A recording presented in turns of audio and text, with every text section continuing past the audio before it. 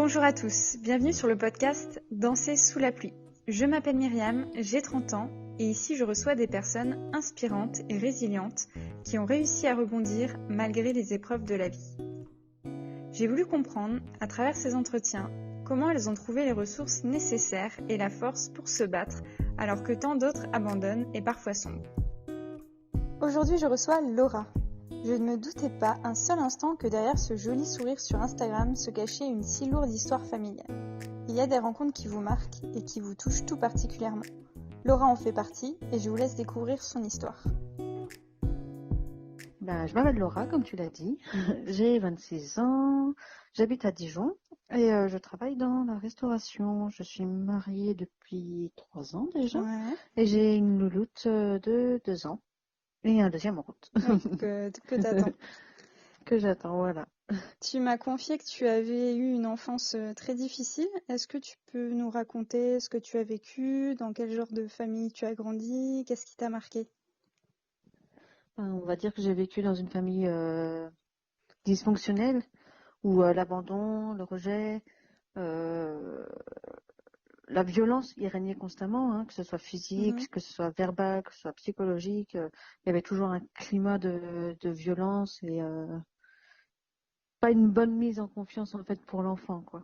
Et c'est justement ça qui m'a le plus marqué dans mon enfance, c'est que tu vois, les parents, c'est des personnes vers qui tu vas te tourner naturellement, parce que c'est vers eux que tu vas avoir le plus confiance. Ouais. C'est naturel. Et tu pars du principe que ce sont tes parents qui vont te battre, qui vont t'abandonner. Tu perds tout repère au final, Ouais, tu bien vois. sûr, ouais. Donc c'était pas une enfance des plus agréables, hein, malheureusement. Mais bon, on fait avec, hein, on grandit. Et puis voilà. Donc tu m'avais dit que tu as vécu avec ta maman parce que ton papa t'a abandonné. Il t'a abandonné à quel âge? Il m'a abandonné. Ma mère est partie parce qu'il la violentait quand j'avais 2 ans et il n'a jamais cherché à nous joindre ou nous contacter. D'accord. Donc oui, c'est ça, à 2 ans. Hein. À 2 ans, ouais. Mm. Et donc ensuite, tu as une période où tu as été accueillie donc en famille d'accueil. C'est ça, en famille d'accueil pendant 2 ans, de mes 4 à 6 ans. Voilà. Et après, ta maman, du coup, vous a récupéré ta fratrie C'est et ça. toi. Nous a récupéré mon frère et moi, parce qu'il n'y avait pas encore une petite sœur. Donc D'accord. mon grand frère qui a 2 ans de plus que moi. Et qu'est-ce que tu te disais quand tu étais petite pour tenir le coup? C'est assez bizarre parce que c'est vrai que dès notre plus jeune âge, on se disait qu'on n'avait pas le droit de se plaindre, tu vois. Mhm. On se disait constamment, ouais, mais il y a pire que toi. Il y a des gens, ils vivent pire que toi. Il y a des enfants, ils vivent pire que toi. T'as pas le droit de te plaindre. Tu peux pas te dire, ouais, ce que je vis, c'est pas normal. J'avais pas cette notion de, effectivement, c'est pas normal ce que je vis.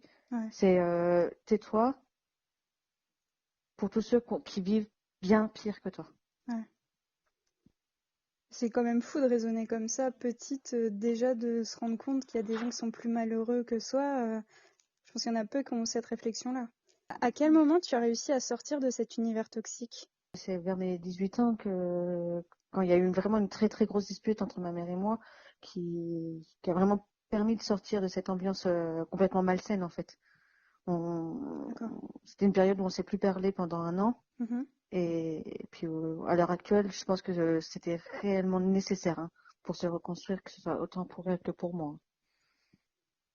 Et du coup, tu as consulté un psychologue. Qu'est-ce que tu as fait pour aller mieux?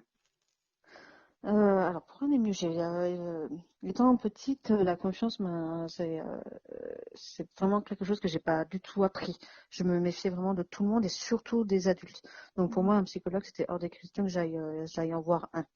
C'est que depuis peu que je me dis, bon, peut-être que je me pose des questions. Ça se trouve, dans quelques années, j'irai en voir un, hein, parce Mhm. qu'il y a des blessures qui risquent peut-être de ressurgir. Je sais pas encore. Je suis un peu plus ouverte. Mais c'est vrai que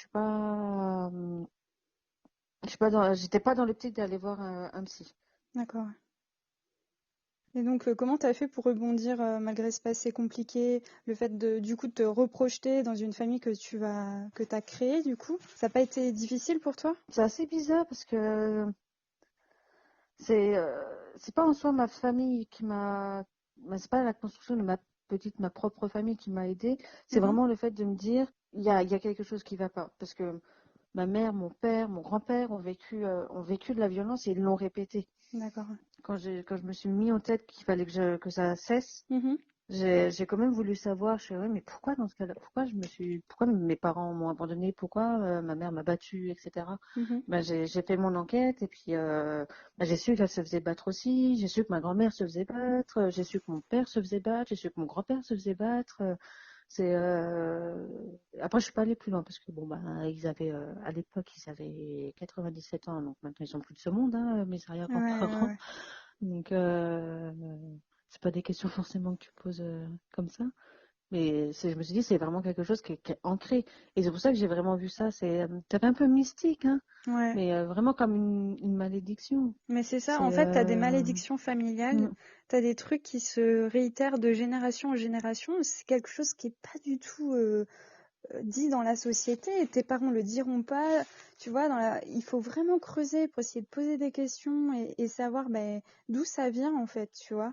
oui, c'est ça, c'est une répétition constamment de ce que ma mère a vécu, j'ai l'impression que ça fait des générations et des générations, et c'est souvent ce qu'on voit aussi. Ouais, Les enfants maltraités deviennent des adultes maltraitants. Les parents qui maltraitent ont vécu une enfance maltraitante. ouais. Donc en fait, tu as eu cette prise C'est de conscience et tu avais vraiment envie de briser en fait cette chaîne de répétition. Donc, pour moi, c'était une malédiction, hein. Hmm. Clair et net, c'était une malédiction. Et j'ai eu la chance de le voir, j'ai eu la chance de le comprendre. Et si j'agissais pas, c'était c'était mauvais. Il fallait que j'agisse. Je ne pouvais pas ne pas agir et faire comme si il y avait rien qui se passait. Mhm. Si je voulais pas, parce que je me projetais vraiment loin, que mes descendants reproduisent constamment de la violence que les enfants ne méritent pas en plus, hein, que personne ne mérite en soi. Ouais, Ben, il fallait que je mette un stop clair et net directement, tu vois. d'accord. Après, c'est vrai que les choses se sont faites assez naturellement. Je pourrais pas dire comment ça se fait. C'est du moment que j'ai eu cette prise de conscience où les choses se sont vraiment faites, en fait. D'accord. Et tu m'as dit que tu avais pardonné à ta maman. Pourquoi? Comment t'as réussi? Déjà, dans un premier temps, parce que c'est ma mère, Mhm. je l'aime, hein, Ouais, malgré tout. Et puis, elle a toujours été là pour nous. Après, j'ai réussi à lui pardonner, mais vraiment en grande partie grâce à elle, hein.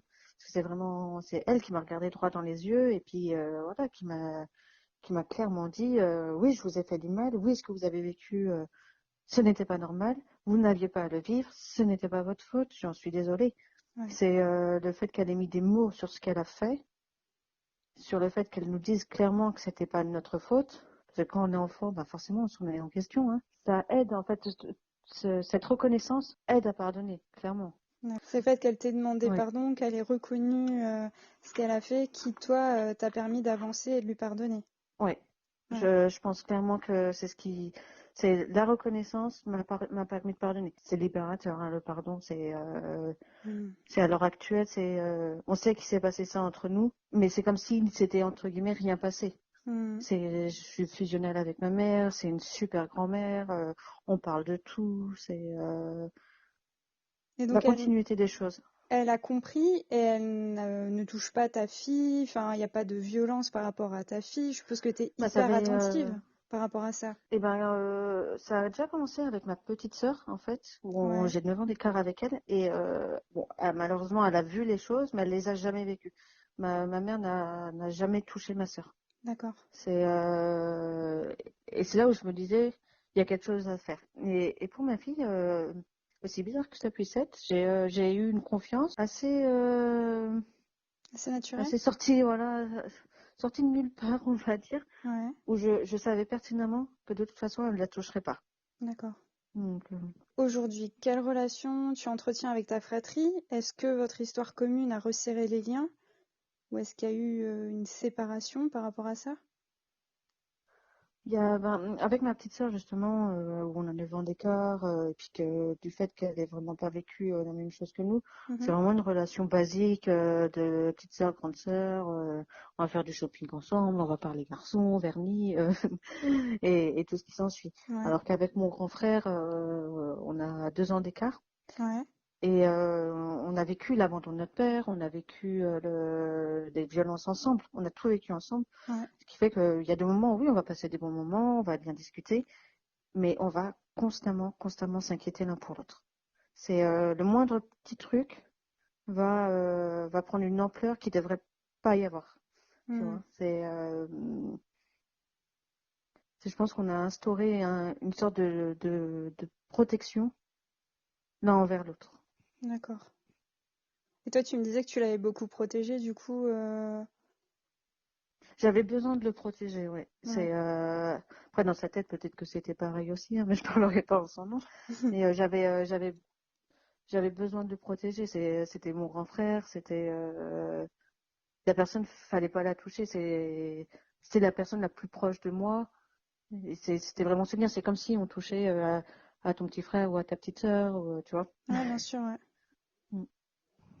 Et donc, bon, on a un petit peu parlé de ça, du fait de peut-être reproduire la maltraitance, mais est-ce que le fait d'avoir eu ta propre famille, ça t'a permis de guérir tes blessures, ou est-ce que tu penses encore beaucoup à ton passé? En vrai de vrai, le fait d'avoir ma propre famille Mhm.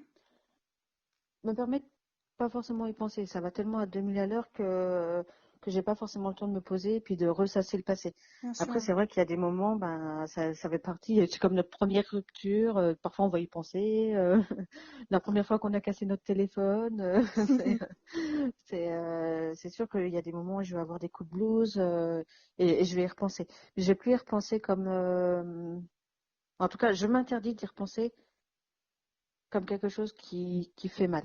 D'accord. Et donc, selon toi, ton passé, c'est une force ou c'est une faiblesse? Dans le monde professionnel, dans les épreuves que tu peux vivre au quotidien? Alors, je vais répondre de façon assez philosophique, hein. Mhm. On dit ce qui ne tue pas te rend plus fort, Ouais, mais ta plus grande force est ta plus grande faiblesse, hein. ouais, ouais. Mon passé fait partie de moi. Ça fait ce que je suis à l'heure actuelle. Mais je sais aussi pertinemment que même s'il m'a aidé à être plus forte sur certains sujets, Mhm. il restera toujours mon talon d'Achille et il faudra que je fasse toujours attention. Ouais. Comme si tu avais une épée de Damoclès au-dessus de toi. C'est ça, on n'est pas à l'abri de rien. C'est me dire que j'ai vaincu peut te faire chuter 1000 fois. Hmm, Je préfère me dire, j'ai vaincu et je continuerai à vaincre. d'accord. Mais je pense que ceux qui nous écoutent là pendant ce podcast, ils vont être assez admiratifs de ta façon de penser, quoi, parce qu'il y en a beaucoup à ta place qui ont vécu une enfance très très difficile avec des parents maltraitants et qui à l'heure actuelle ont des graves problèmes de santé mentale, tombent dans la dépression, et toi, tu as l'air d'être bien dans ta vie, quoi. Je fais partie des chanceuses, hein. C'est mon frère qui a vécu la même chose que moi n'est pas du tout dans la même optique. Et puis je le vois, hein. Hmm, Il est complètement devenu, ce qu'on disait la dernière fois, il est complètement devenu agoraphobe. Il n'y a plus personne ouais. qui peut l'approcher à cause de tout ça. Tu penses que c'est une C'est- chance ou tu penses que c'est un trait de caractère ou est-ce qu'il existe un gène de la résilience? Je pense que tout le monde l'a, le germe de la résilience, comme tu dis. Mhm. Mais il va être sans doute plus fort sur certains caractères que d'autres. C'est parce que, à mon avis, la résilience, c'est vraiment une question de volonté et de connaissance de soi aussi. Une personne qui n'a pas connaissance de ce qu'il a vécu, qui n'a pas de reconnaissance aussi, hein, faut dire ce qu'il y a de ce qu'il a vécu, peut pas commencer à faire le processus de résilience, justement. D'accord. Et quels C'est conseils tu donnerais du coup pour aller de l'avant à des personnes qui sont encore très marquées par leur passé familial? Tu penses que le pardon, c'est la clé? Le pardon, c'est l'apothéose, hein, faut dire ce qu'il y a, hein. Hmm, C'est le dernier échelon qui te libère, mais littéralement. d'accord. C'est vraiment un côté libérateur. Après, ce que je peux dire, c'est vraiment, faut accepter de se dire, oui, j'ai été victime, Mhm. oui, ce n'est pas normal, ce que j'ai vécu, mais ça ne va pas me définir. Non, je n'ai pas forcément à le reproduire. Faut vraiment se dire que tu dois devenir ce que tu souhaites devenir. Tu veux pas devenir ce que tes parents t'ont fait vivre, tu veux devenir quelqu'un de meilleur, tu peux y arriver, forcément. C'est beau. On est dans une société qui prône la famille parfaite. Puis moi, je pense à la publicité Ricoré avec ce papa, la maman et puis les enfants qui sont heureux. Est-ce que tu penses qu'il y a une certaine forme d'omerta sur le sujet, qu'on n'en parle pas? Ouais, moi je trouve ça dommage de prôner de prôner la famille parfaite, hein. Parce qu'une famille, elle se compose d'êtres humains qui sont imparfaits. Et être imparfait, c'est pas mal en soi. Ce qui est mal, c'est d'en arriver dans les extrêmes. C'est Après, est-ce qu'il y a un omerta? Je pense que la parole se libère. Ça commence à se libérer plus facilement. Parce que quand on y pense, il n'y a pas si longtemps que ça, c'était normal, hein, de battre ses enfants. Ça faisait partie de l'éducation. Quand on pense aux parents de nos arrière-grands-parents, c'était logique, hein. C'est vrai. Voilà. Donc, à mon avis, il y a vraiment une avancée. La société fait qu'il y a une avancée. Parce que on regarde maintenant, il y a des numéros qui sont mis en place, que ce soit pour les enfants maltraités, comme pour les parents qui sont en détresse. Tu as des associations. Donc, je pense vraiment qu'il y a une avancée. Après, ça reste la société et je pense qu'il y aura toujours ce besoin de vouloir une famille parfaite. Je pense qu'on est plusieurs à avoir du mal à passer au-delà de notre passé et du coup, je trouve que c'est génial d'avoir ton point de vue là-dessus. C'est vraiment la chance que j'ai eue de pouvoir m'en sortir. Ouais, carrément. J'ai tellement eu peur par exemple, pour ma première grossesse, que de me dire, je vais reproduire, c'est obligé et tout, que du coup, je peux comprendre la crainte de certaines personnes qui ne veulent pas d'enfants à cause de ça, ou qui sont même violents. Ouais. Après, tu vois, par exemple, mon frère qui est complètement devenu agoraphobe. Ce que je te disais, il a quand même une chérie, tu vois, il a une fiancée qui la comprend, qui la suit et tout. Bon, on n'y a pas cru, hein. Pendant longtemps, on s'est dit, waouh, est-ce qu'il va réussir à trouver quelqu'un qui le soutient et tout, Et au final, il l'a trouvé, tant mieux, hein, ça se passe super bien. Mais lui, il a fait le choix, clair et net, il a dit, je ne veux pas d'enfant. Ah ouais. Je sais pas si je serais capable de ne pas reproduire ce que j'ai fait. Donc, je ne veux pas d'enfant. Voilà, c'est un choix après, aussi. je pense qu'il y a le côté féminin qui reprend le dessus, parce qu'on lui dit, oh, non, moi, je veux des enfants. Mais du coup, tu donnes tout ce que t'as pas eu, je suppose, avec ta fille, peut-être en la gâtant plus, peut-être en non. Ouais. Avec mon mari, on en parle beaucoup. Par exemple, pour les punitions. Ouais. Je vais avoir du mal à la punir. Dès qu'elle va pleurer, je vais rentrer dans son jeu, je vais aller la consoler. Dès que, par exemple, notre gazinière, elle n'est pas sécurisée. D'accord. Elle peut tourner les boutons comme elle veut et c'était son passe-temps à un moment donné.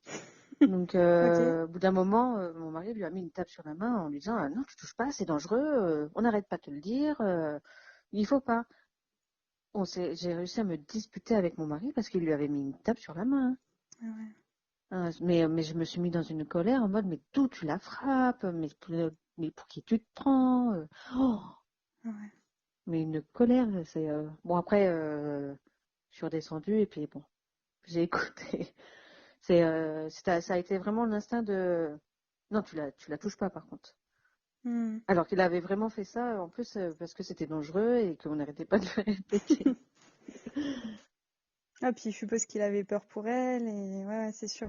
Non, c'est ça. Ce podcast est terminé. Que vous soyez victime ou témoin de violences conjugales ou familiales, agissez. Il peut s'agir de coups, mais aussi de chantage, d'injures ou d'humiliation. N'hésitez pas à appeler le 17 pour alerter les forces de l'ordre. Si vous êtes victime de violences conjugales, sexuelles, psychologiques, mariage forcé, mutilation sexuelle, harcèlement, vous pouvez appeler le 3919. Ils proposent une écoute, ils informent et ils orientent vers des dispositifs d'accompagnement et de prise en charge. Ce numéro garantit l'anonymat des personnes appelantes, mais n'est pas un numéro d'urgence comme le 17.